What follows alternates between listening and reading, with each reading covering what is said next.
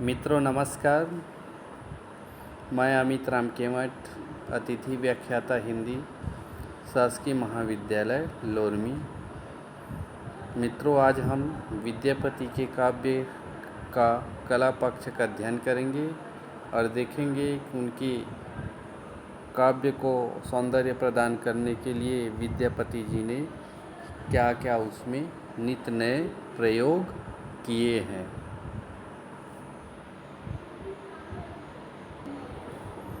तो आइए देखते हैं विद्यापति के काव्य का कला पक्ष। विद्यापति की भावना संवेदना पर अनेक सा विचार किया जा चुका है। यहाँ उनके कला पक्ष की विशेषताओं पर कतिपय शीर्षकों का संक्षेप में विचार किया जा सकता है। जैसे सबसे पहले भाषा शैली। भाषा के आधार पर बंगाली उन्हें अपना कवि समझ रहे हैं और मैथिल वाले अपना, हिंदी वाले अपना। इस विषय पर वितंडा भी उठ चुका है। कुछ भी हो, विद्यापति की भाषा में इतना लोच और लचकाव है तथा ऐसा ध्वनि संगीत है कि वह बंगला, ब्रज, अवधी और मैथिल सभी के निकट लगती है। इन सभी प्रदेशों में न्यूनाधिक हेर फेर के साथ विद्यापति के पद गाए जाते हैं। यह विद्यापति की भावना या विद्यापति की भाषा की एक अभूतपूर्व विशेषता है कि उस पर सभी अपना अधिकार मानते हैं। वस्तुतः भाषा के आधार पर विद्यापति की रचनाओं को निम्नलिखित 3 भागों में रखा जा सकता है। पहला है मैथिल अथवा हिंदी की रचनाएं।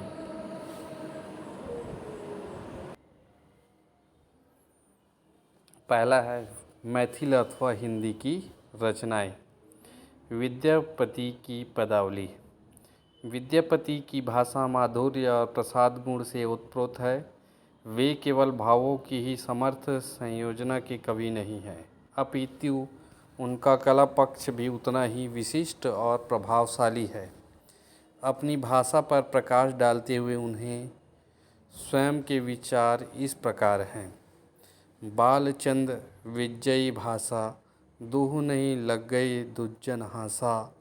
ओ परमेश्वर हर सिर सोई, इहिचम नागर मन मोही।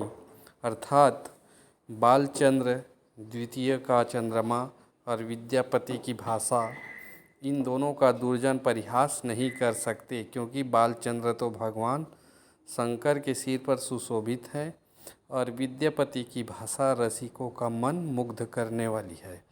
यह कोई गर्वोक्ति नहीं है, वरन उनकी भाषा की लोकप्रियता की वास्तविकता है। दूसरा है संस्कृत रचनाएं। शैव सर्वस्व सार, दुर्गा भक्ति तरंगिणी, पुरुष परीक्षा, भू परिक्रमा, गोरक्षा विजय तथा लिखनावली। तीसरा है अवहट, जिसे देसिल बैना भी कहा जाता है। अवहट की कृतियाँ कीर्तिलता और कीर्ति पताका। शब्द संयोजन विद्यापति द्वारा अत्यधिक विषय संक्षेप और चातुर्यपूर्ण ढंग से किया गया शब्द संयोजन है। वे भाषा के शिल्पकार थे। उनकी भाषा के संबंध में डॉक्टर आनंद प्रकाश दीक्षित की टिप्पणी दृष्टव्य है। विद्यापति ने लोक भाषा अपनाई। उनके लोक हृदय और लोक कंठ में विराजमान लोकोक्तियों और मुहावरों से सजाया।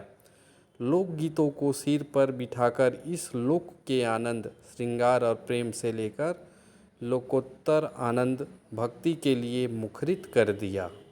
अर्थात एक शब्द सम्यक प्रयुक्त लोके स्वर्गे च कामधुय भवति। विद्यापति की शब्द संयोजना को देखकर मन यह कहने के लिए बाध्य हो जाता है कि विद्यापति की पदावली कोमलकांत पदावली की रचना है। एक उदाहरण देखिए। नंदक नंदन कदम तरुतर, धीरे धीरे मुरली बजावत, समय संकेतक निकेतन बैसल, बेरी बेरी बोली पठाव, सामरी बोर लागी अनुखन विकल मुरारी। जामुन तीर उपवन दबेगल फिरी फिरी तन ही निहारी। यहाँ नंदन में कृष्ण के मनोहारी स्वरूप, कदम्बक तरु तर से कदम वृक्षों की छाया की सघनता का धीरे धीरे मुरली बजाव से कृष्ण के मन की आकुलता का बोध कराया गया है। यही प्रभाव आगे की पंक्तियों में भी बराबर बना रहता है। विद्यापति की शब्द संयोजना भावानुवर्तिनी है। कहीं वे ध्वनि प्रभाव उत्पादक शब्दों का प्रयोग करते हैं तो कहीं भाव प्रवण शब्दों का। जहाँ उन्होंने कठोर शब्दों की व्यंजना की है वहाँ उनकी भाषा परुष और समास बहुलता हो गई है। यही नहीं, उनकी शब्द योजना प्रतीक और बिंबों का सफल निर्माण करने वाली प्रभावशालिनी भाषा भी है। जैसे ध्वनि प्रभावोत्पादक शब्दावली। बाजनी दृगि दृग धौमिंद्रिद्या नटरी कलावती माति श्याम संग कर करताल प्रबंध धुनिया बाजती दृगि दृगि धौद्रिम बदिंद्रिया। डम डम डफ डफ डिमिक डिमिक मादल धूल धून मंजरी बोल किंचिन रन रनि बलवा कन कनि निधिवन रास तुमुल अंतरोल। बिन सब सुख स्वर मंडल सा ऋग पग धनि सा बहुविधि भाव घटिया घटिता धुनि मृदंग गर्जनी चंचल स्वर मंडल कर दाब। बाजनी दृगि धृंग धौमिंद दृंदिया नटति कलावती मति श्याम संग कर करताल प्रबंध धुनिया। समाज बहुलता पुरुष शब्दावली। अब आगे देखते हैं हम इसके उदाहरण में। अष्ट भैरवी संसालिनी स्वकृत कपाल कदम मालिन दनुज शोषित सिपित वर्धिन पारणारभते संसार बंध निदान मोचिनी चंद्र भानु कृशानुलोचनी योगिनी गण गीत शोभित नित्य भूमि रसे।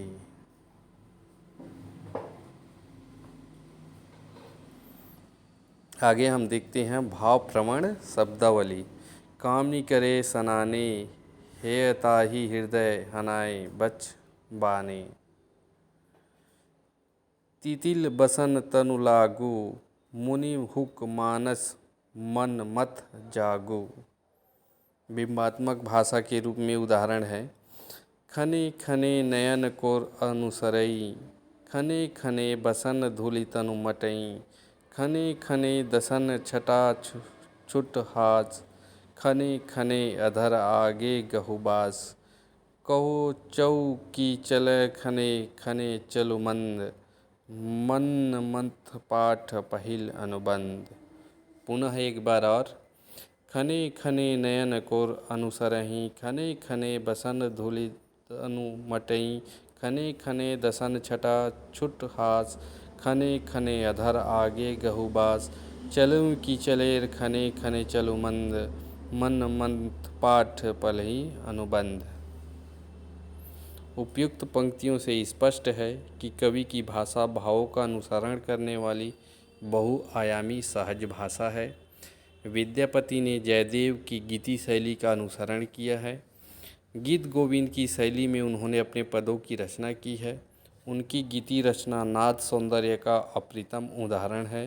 संगीतात्मकता उनके पदों में कूट कूट कर भरी है। इसी संगीतात्मकता के बल पर वे अद्यावधि लोकप्रिय बने हुए हैं। उल्लास और सौंदर्य की इस कवि के पद में राम तत्व आत्मा की तरह बैठा है।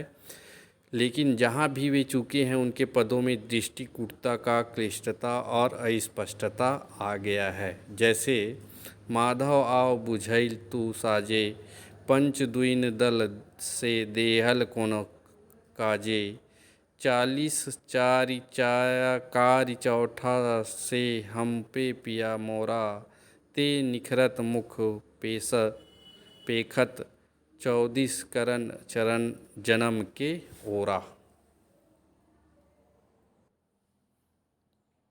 पंच दून दह दह पंक्ति का आशय है कि 5 गुणित 10 गुणित 10 गुणित 100 बराबर 50,000। शपथ देने से कौन सा काम बनेगा। इसी प्रकार 40 चारी से आशय है 40 ऋण 4 बराबर 36 भागित 4 बराबर 9, यानी 9 नूतन हूँ जवान हूँ संभवतः कालांतर में सूरदास ने ऐसे ही दृष्टिकूटों से प्रभावित होकर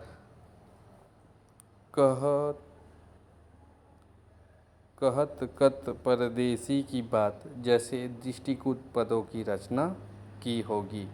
तो मित्रों, यह था विद्यापति के काव्य कला की विशेषता, काव्य कला योजना, जिसके तहत उन्होंने भाषा शैली को जन साधारण की भाषा में, जहाँ पर भाषा कविता की गामनी बनकर उनका सहचर बन गई है, सरल शब्दों में है, जिसके कारण हिंदी वाले उनको अपने क्षेत्र का मानते हैं, तो बंगाली वाले अपने, तो मैथिली वाले अपना कवि कहते हैं। यह उनके सरल सुलभ भाषा शैली का ही सुंदर उदाहरण है। मित्रों नमस्कार, धन्यवाद। इसी तरह कम समय में छोटे छोटे वीडियो के माध्यम से हम पूरे पाठ का अध्ययन करेंगे, विद्यापति जी की रचनाओं का अवलोकन करेंगे, उनकी काव्यगत कलागत सभी विशेषताओं के बारे में हम अध्ययन करेंगे। मित्रों पुनः धन्यवाद।